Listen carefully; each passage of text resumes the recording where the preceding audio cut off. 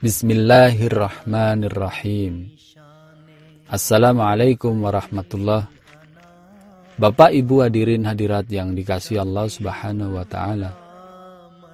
Jangan menganggap diri kita kecil dan jangan terlalu menganggap diri kita besar. Jangan mengecilkan kemampuan kita dan jangan pula membesarkan kemampuan kita. Karena hakikatnya rahmat Allah ada dalam setiap sesuatu yang diciptakannya. Jika kita mengecilkan diri dan kemampuan kita, maka sejatinya kita tidak mensyukuri apa yang Tuhan telah ciptakan di dalam diri kita. Begitu juga ketika kita membesarkan dan menyombongkan diri, maka ketahuilah bahwa hanya Tuhanlah yang berhak menggunakan jubah kebesarannya. Hari ini merupakan hari bersejarah, di mana Ramadan hadir di saat dunia sedang menghadapi situasi kritis, menyebarnya pandemi COVID-19.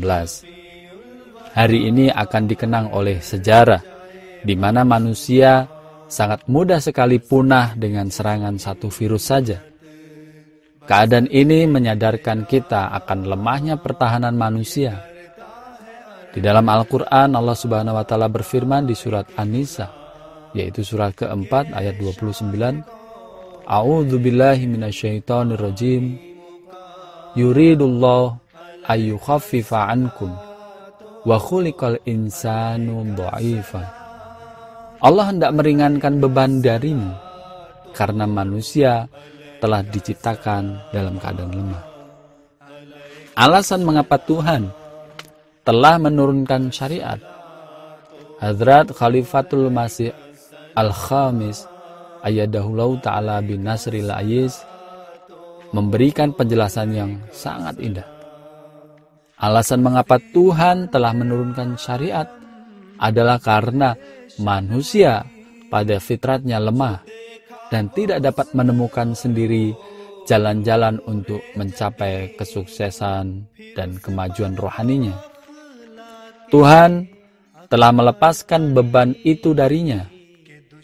Islam mengemukakan bahwa pada hakikatnya kelemahan manusia justru merupakan alasan untuk turunnya syariat, agar dapat membantu manusia mencapai tujuannya yang tinggi. Oleh karena itu, syariat bukanlah suatu kutukan, melainkan suatu pertolongan dan rahmat dari Tuhan. Apa yang manusia bisa sombongkan? Kekayaannya, kepandaiannya, kekuatannya, atau mungkin intelektualitasnya. Hanya dengan ujian dari Tuhan berupa makhluk kecil yang tak terlihat. Dunia sudah dibuat ketakutan.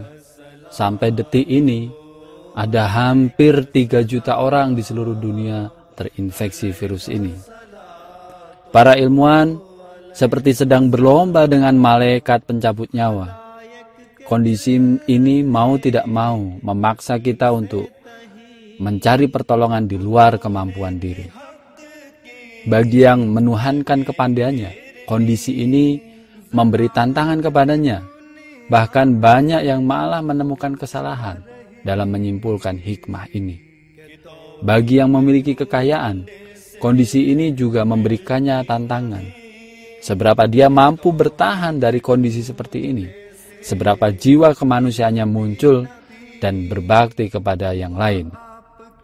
Namun, bagi orang yang beriman, dia mampu melihat hikmah dari setiap kondisi seterpuruk apapun itu. Dia sangat memahami apa yang harus dilakukannya, karena dia melihat dari kacamata kerohanian, sehingga bijaksana dalam merespon kondisi yang ada. Dia akan kembalikan semua permasalahan kepada Allah Ta'ala, sehingga atas berkenannya seorang beriman akan ditunjukkan jalan yang dapat membawanya kepada keselamatan yang terkadang sulit untuk dijelaskan secara logis. Dalam sebuah hadis yang sering kita mendengar terutama di bulan Ramadan, Rasulullah Shallallahu Alaihi Wasallam bersabda, awalu syahri Ramadan rahmatun wa awsatuhu maghfiratun au akhiruhu idkun minan nar. 10 hari pertama Ramadan merupakan rahmat, 10 hari pertengahan merupakan maghfirah, yakni ampunan, dan 10 hari terakhir merupakan najat, keselamatan dari api neraka. Karena 10 hari pertama bulan Ramadan adalah merupakan rahmah, maka sangat tepat konteks rahmah yang berarti lembut, mengasihi, dan menyayangi. Ini insya Allah akan kami sampaikan selama 10 hari pertama bulan Ramadan.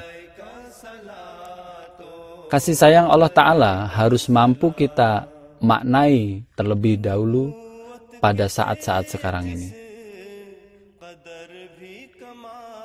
Allah Ta'ala berfirman dalam Al-Quran Karim surah Al-A'raf ayat 157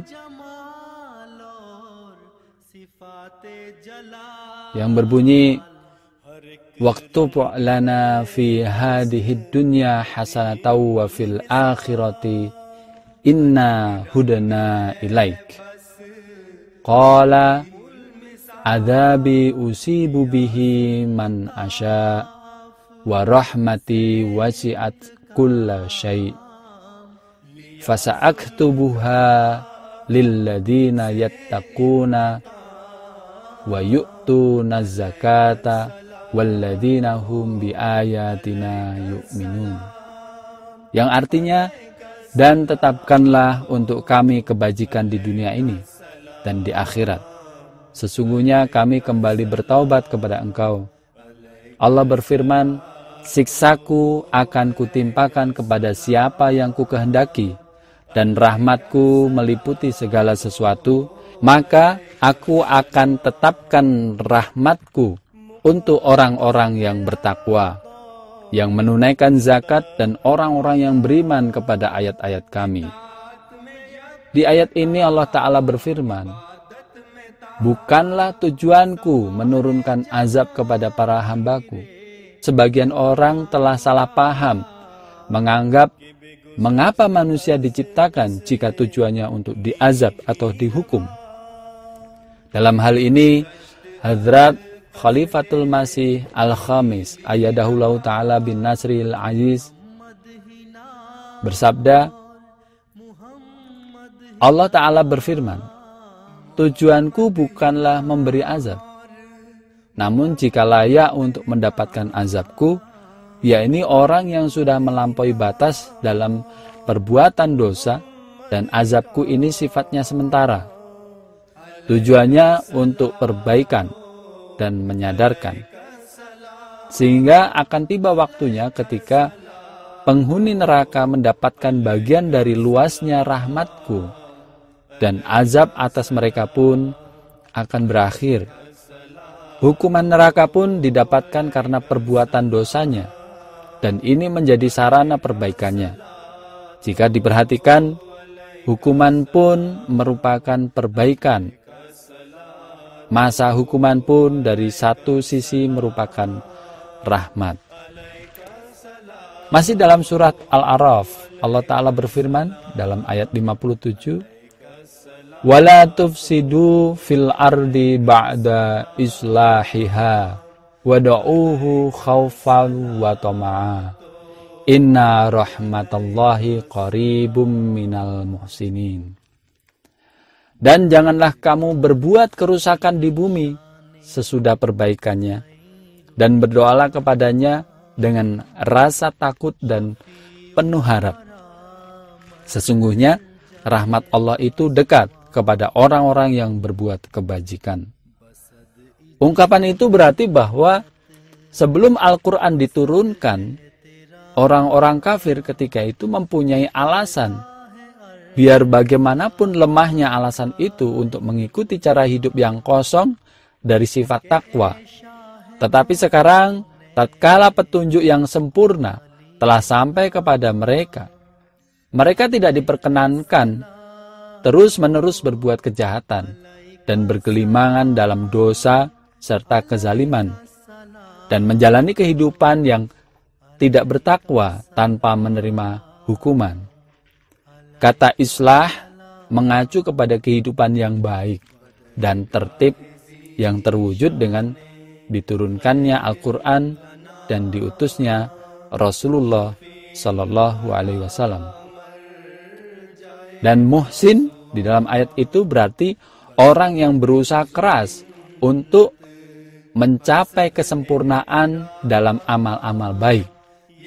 Sabda Rasulullah Sallallahu Alaihi Wasallam yang termasyhur menggambarkan seorang muhsin sebagai orang yang berbuat amal saleh dengan sikap seolah-olah ia benar-benar melihat Allah Subhanahu wa Ta'ala, atau sekurang-kurangnya Allah Subhanahu wa Ta'ala sedang melihat kepadanya. Ini dapat kita jumpai dalam kitab Bukhari dan Muslim. Nah, karena manusia penuh dengan kelemahan, maka Tuhan mengutus utusannya berupa rasul-rasul atau nabi yang akan mengajarkan kitab dan hikmah kepada manusia. Kedatangan utusan Tuhan adalah bentuk kasih sayang Tuhan kepada manusia, agar dari utusan-utusan itu manusia dapat tegak dalam kebaikan. Jadi semacam mendapatkan guideline dalam amal solehnya, dalam petunjuk Tuhan, dan terbebas dari hukuman Tuhan. Dalam Al-Quran, Allah Ta'ala telah memberitahukan kepada kita bagaimana Allah Ta'ala memberikan azab dan ujian kepada manusia dalam berbagai macam bentuk. Semoga COVID-19 ini menjadi renungan tersendiri bagi kita, sejauh mana kita dapat menangkap pesan Allah Ta'ala. Boleh saja setiap orang memperdebatkan ini azab atau bukan. Tetapi mari kita merenungkan ayat dalam surat Al-An'am ayat 60.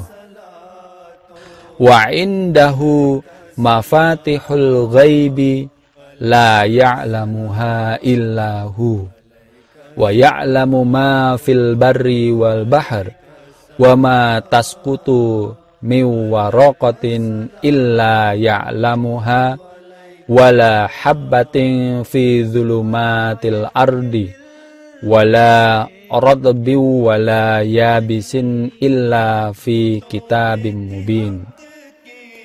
Dan di hadiratnya lah kunci-kunci segala yang gaib. Tidak ada yang mengetahui perkara-perkara yang gaib itu kecuali Dia. Dia mengetahui apa yang ada di daratan dan di lautan. Tidaklah gugur sehelai daun pun, melainkan Dia mengetahuinya. Dan tiada sebutir biji pun dalam kegelapan bumi yang pekat, dan tidak pula sesuatu yang basah atau yang kering, melainkan tertulis dalam kitab yang terang. Tetap jaga kesehatan. Jangan lupa istirahat cukup, makan cukup. Jangan lupa bahagia. Wa akhiru da'wana anilhamdulillahi rabbil alamin. Wassalamualaikum warahmatullahi